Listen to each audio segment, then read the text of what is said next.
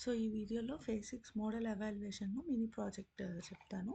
So, ఒక example తీసుకొని so, ఎలాగా మోడల్‌ని మనము ఎవాల్యుయేట్ చేయొచ్చు. సో, ఏమేం మెట్రిక్స్ యూజ్ చేసి మనం ఇది మోడల్ కరెక్టా కాదా అనేది చూస్తాము.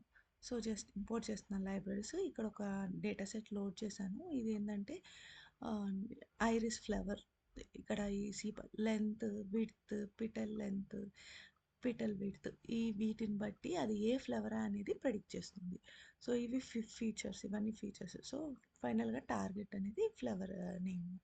సో, ఇక్కడ 20% ఏమో మనం టెస్ట్ డేటాకి, 80% ట్రైన్ డేటాకి మోడల్‌కి మనం స్ప్లిట్ చేసి ఇస్తాము. ఇక్కడ ఏ మోడల్ యూజ్ చేస్తున్నామో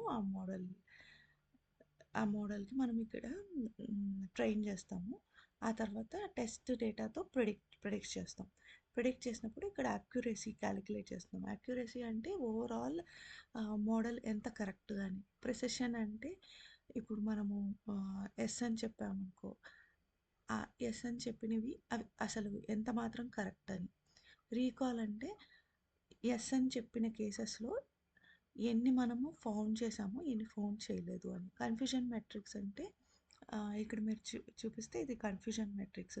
ఇవి రోస్ అనేవి యాక్చువల్ క్లాసెస్, కాలమ్స్ అనేది ప్రిడిక్ట్ క్లాసెస్. సో, ఇక్కడ ఫస్ట్ రోలో 10 అంటే ఇది ఫస్ట్ ఫ్లేవర్ ఏంటి సెటోసా. సెటోసా అన్నీ 10 ప్రెడిక్ట్ చేశారు. 10 యాక్చువల్ ఉన్నాయి. 10 ప్రెడిక్ట్ చేశారు. 10 కరెక్టే.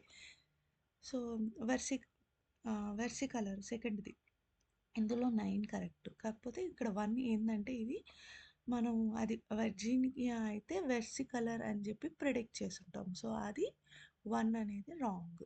సో, దాన్ని బట్టి ఈ కన్‌ఫ్యూజన్ మెట్రిక్స్ బట్టి మనము ప్రిడిక్ట్ చేయొచ్చు రిజల్ట్స్ ఎన్ని రాంగ్, ఎన్ని కరెక్ట్ అని.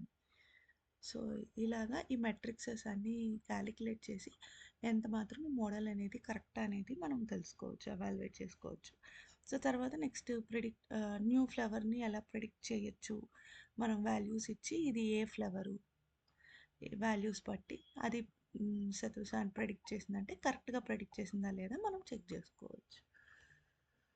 సో, ఇలాగా మోడల్‌ని మనం ఎవాల్యుయేట్ చేయొచ్చు ఫైనల్. Thank you.